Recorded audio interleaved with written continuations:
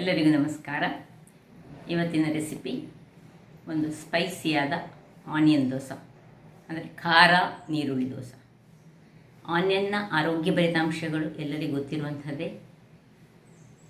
Prebiotic ಫೈಬರನ್ನು ಹೊಂದಿರುವಂತಹ ಈ ಒಂದು ಆನಿಯನ್ ಇನ್ಫ್ಲಮೇಷನನ್ನು ತಡೆಯುವಂತಹ ಶಕ್ತಿಯನ್ನು ಹೊಂದಿರುವಂತಹದ್ದು. ಅನೇಕ ಈ ಹೆಲ್ತ್ ಬೆನಿಫಿಟ್ಸ್ ಇದರಲ್ಲಿ ಇರುವುದರಿಂದಾಗಿ ಈ ಮೊಸರಿನೊಟ್ಟಿಗೆ ಆನಿಯನನ್ನು ಖಾಲಿ ಅನ್ನದೊಟ್ಟಿಗೆ ಕಲಸಿ ತಿಂದರೆ ಸಹ ಬಹಳ ಉತ್ತಮ. ಇವತ್ತಿನ ರೆಸಿಪಿ ನೀರುಳ್ಳಿ ಹಾಕಿ ಮಾಡಿದಂತಹ ದೋಸೆ ಬಹಳ ರುಚಿಕರವಾಗಿ ಬರ್ತದೆ. ಹಾಗಾದರೆ ಯಾರೆಲ್ಲ ನನ್ನ ಚಾನಲನ್ನು ನೋಡ್ತಿದ್ದೀರಿ, ಯಾರೆಲ್ಲ ಇನ್ನೂ ಸಬ್ಸ್ಕ್ರೈಬ್ ಮಾಡಿಲ್ಲ, ದಯವಿಟ್ಟು ಸಬ್ಸ್ಕ್ರೈಬ್ ಮಾಡಿ ಸಪೋರ್ಟ್ ಮಾಡಿ ಅಂತ ಹೇಳುತ್ತಾ ಬನ್ನಿ ಯಾವ ರೀತಿಯಲ್ಲಿ ಈ ಒಂದು ನೀರುಳ್ಳಿಯ ಖಾರ ದೋಸೆಯನ್ನು ಮಾಡೋದನ್ನು ನೋಡೋಣ. ನಮಸ್ತೆ ಮಿತ್ರರೇ, ಇವತ್ತು ನೀರುಳ್ಳಿಯ ದೋಸೆ ಮಾಡೋಣ. ಬಹಳ ಟೇಸ್ಟಿಯಾಗಿ ಬರ್ತದೆ, ಇನ್ಸ್ಟೆಂಟಾಗಿ ಕೂಡಲೇ ಮಾಡುವಂಥದ್ದು. ಇದೀಗ ಒಂದು ಗಂಟೆ ಮೊದಲು ನೆನೆಸಿಟ್ಟಂತಹ ಅಕ್ಕಿ, ಈ 1-2 ಗಂಟೆ ನೆನೆಸಿಟ್ಕೊಳ್ಬೋದು. ರಾ ರೈಸ್, ದೋಸೆ ರೈಸ್ ಅಂತ ಏನು ಕರಿತೇವೆ, ಅದು ಒಂದು 200 ಗ್ರಾಮ್ಸ್ ಉಂಟು. ಅದಕ್ಕೆ 3 ಈ ಒಂದು ಬ್ಯಾಡಗೆ ಮೆಣಸನ್ನು ನೀರಿನಲ್ಲಿ ಮುಳುಗಿಸಿಟ್ಟುಕೊಂಡಿದ್ದೇನೆ. ಸ್ವಲ್ಪ 1 ಅಥವಾ 2 ನೀರುಳ್ಳಿ ಬೇಕು ನಮಗೆ. ಹೆಚ್ಚು ಅಕ್ಕಿ ತೆಗೆದುಕೊಂಡ್ರೆ ಹೆಚ್ಚು ನೀರುಳ್ಳಿ ತೆಗೆದುಕೊಳ್ಬೇಕು. ನೀರುಳ್ಳಿಯ ದೋಸೆ ಎಲ್ಲ ಒಂದು ಇಡೀ ನೀರುಳ್ಳಿ, ದೊಡ್ಡ ನೀರುಳ್ಳಿ ಒಂದು 4 ಎಳೆಯಷ್ಟು ಬೆಳ್ಳುಳ್ಳಿ, ಒಂದು ಅರ್ಧದಿಂದ 3/4 ಚಮಚದಷ್ಟು ಜೀರಿಗೆ, ಒಂದು ಸ್ವಲ್ಪ ಹೆಚ್ಚಿಟ್ಟ ಕೊತ್ತಂಬರಿ ಸೊಪ್ಪು. ಈಗ ಮೊದಲಿಗೆ ಖಾಲಿ ಈ ಒಂದು ಅಕ್ಕಿಯನ್ನು ನಾವು ಸ್ವಲ್ಪ ಉಪ್ಪು ಹಾಕ್ಕೊಂಡು ಗ್ರೈಂಡ್ ಮಾಡಿಕೊಳ್ಳೋಣ. ಉಪ್ಪು ಮತ್ತು ನೀರನ್ನು ಹಾಕ್ಕೊಂಡು ಗ್ರೈಂಡ್ ಮಾಡ್ತೇನೆ ನಾನು. ಸ್ವಲ್ಪ ರುಚಿಗೆ ತಕ್ಕಷ್ಟು ಉಪ್ಪು ಮತ್ತು ನೀರನ್ನು ಹಾಕ್ಕೊಳ್ಳೋಣ. ತುಂಬ ನೀರು ಹಾಕ್ಕೊಳ್ಳೋದು ಬೇಡ, ಸಾಧಾರಣ ಹಾಕ್ಕೊಂಡು ಸ್ವಲ್ಪ ಉಪ್ಪು ಹಾಕ್ಕೊಳ್ತೇನೆ. ಗ್ರೈಂಡ್ ಮಾಡಿ ತರ್ತೇನೆ.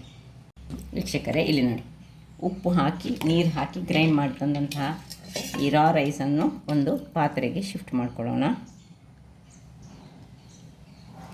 ಈಗ ಇದರಲ್ಲೇ ಬೇಕಿದ್ದರೆ ಮಾಡ್ಕೊಳ್ಬೋದು, ಅಥವಾ ನಾವು ಸಣ್ಣ ಚಟ್ನಿ ಗ್ರೈಂಡ್ರಲ್ಲಿ ಮಾಡಿದರೆ ಈ ನೀರುಳ್ಳಿ ಎಲ್ಲ ಒಳ್ಳೆ ಚೆನ್ನಾಗಿ ಗ್ರೈಂಡ್ ಆಗ್ತದೆ. ನೋಡಿ, ನೀರುಳ್ಳಿ ಇನ್ನೂ ಸ್ವಲ್ಪ ಬೇಕಿದ್ದಷ್ಟು ಹಾಕ್ಕೊಳ್ಬೋದು, ಪರಿಮಳ ತುಂಬ ಹೆಚ್ಚಾಗಿ ಬರ್ತದೆ, ಚೆನ್ನಾಗಿ ಬರ್ತದೆ. ಸೊ ನೀರುಳ್ಳಿ, 2 ಮುಳುಗಿಸಿಟ್ಟಂತಹ ಮೆಣಸು, ಬೆಳ್ಳುಳ್ಳಿಯ ಸಿಪ್ಪೆ ತೆಗೆದು ಹಾಕ್ಕೊಳ್ಬೇಕು. ಇನ್ನು 1 ಚಮಚದಷ್ಟು ಜೀರಾ, ಸ್ವಲ್ಪ ಕೊತ್ತಂಬರಿ ಸೊಪ್ಪು, ಸ್ವಲ್ಪ ಸಾಕು, ಇಷ್ಟು ಮತ್ತೆ ಹಾಕ್ಕೊಳ್ಳೋಣ. ಈಗ ಇದನ್ನು ಸ್ವಲ್ಪ ನೀರು ಹಾಕ್ಕೊಂಡು ನಾನು ಗ್ರೈಂಡ್ ಮಾಡ್ಕೊಂಡು ತರ್ತೇನೆ. ವೀಕ್ಷಕರೇ ನೋಡಿ, ಇಷ್ಟು ಫೈನಾಗಿ ಗ್ರೈಂಡ್ ಆಗಿ ಬಂತು. ಈಗ ಇದಕ್ಕೆ ಮಿಕ್ಸ್ ಮಾಡ್ಕೊಳ್ಳೋಣ.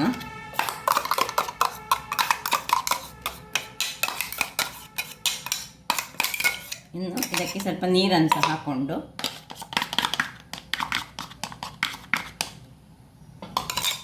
ಸ್ವಲ್ಪವೇ ಸ್ವಲ್ಪ ನೀರು ಹಾಕುವ. ಮತ್ತು ಎಷ್ಟು ಹದ ಮಾಡಬೇಕಂತ ತೋರಿಸ್ಕೊಡ್ತೇನೆ.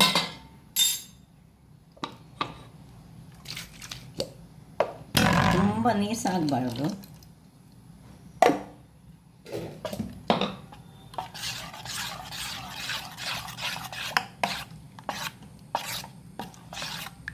ಇಷ್ಟು ಸಾಕು, ಇಷ್ಟು ಹದ ಆದರೆ ಆಯಿತು. ಈಗ ಇದಕ್ಕೆ ಸ್ವಲ್ಪ ಕೊತ್ತಂಬರಿ ಸೊಪ್ಪನ್ನು ಮೇಲಿಂದ ಹಾಕೊಳ್ಳೋಣ.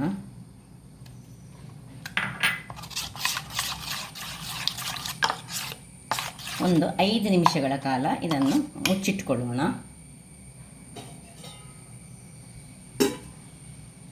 5 ನಿಮಿಷಗಳ ಬಳಿಕ ಇಲ್ಲಿ ಗ್ಯಾಸನ್ನು ಉರಿಸಿಕೊಂಡು ನಾವು ಒಂದು ತವಾವನ್ನು ಇಟ್ಕೊಳ್ಳೋಣ. ಇಲ್ಲಿ ಇದು ರೆಡಿಯಾಗಿದೆ. ಈಗ ಇದಕ್ಕೆ ಉಳಿದ ಕೊತ್ತಂಬರಿ ಸೊಪ್ಪನ್ನು ಸಹ ಹಾಕ್ಕೊಳ್ತಿದ್ದೇನೆ. ಬಹಳ ಟೇಸ್ಟಿಯಾದ ಒಂದು ನೀರುಳ್ಳಿ ದೋಸೆ ರೆಡಿ ಆಗ್ತಾ ಉಂಟು. ಇಷ್ಟು ದಪ್ಪ ಸಾಕು, ನೀರು ದೋಸೆಗಿಂತ ದಪ್ಪ ಬೇಕು.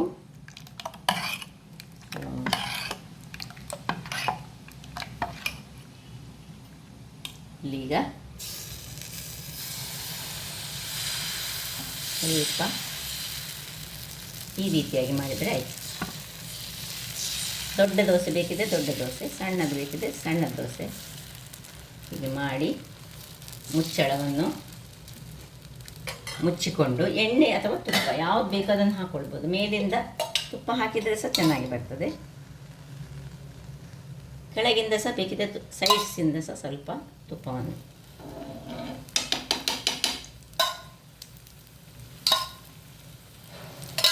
ಹಾಕ್ಕೊಂಡು ಮುಚ್ಚಳವನ್ನು ಮುಚ್ಚಿಕೊಂಡು ಬೇಯಿಸ್ಕೊಳ್ಳೋಣ. ವೀಕ್ಷಕರೇ, ಒಂದು 2-3 ನಿಮಿಷಗಳ ಬಳಿಕ ನೋಡಿ ಎಷ್ಟು ಚೆನ್ನಾದ ಒಂದು ದೋಸೆ ರೆಡಿಯಾಗಿದೆ. ಇದಕ್ಕೆ ಚಟ್ನಿ ಸಹ ಬೇಕಂತಿಲ್ಲ, ಇದನ್ನೊಮ್ಮೆ ಹೀಗೆ ಅಡಿಮೇಲ್ಸ್ ಮಾಡ್ಕೊಳ್ಬೋದು. ಅಂದರೆ ತಿರುವಿ ಹಾಕ್ಕೊಂಡು ಒಂದೇ ನಿಮಿಷ ಹಾಕ್ಕೊಂಡು ಇದಕ್ಕೆ ನಾನು ದೊಡ್ಡದು ಮಾಡಿದರೆ ಇದು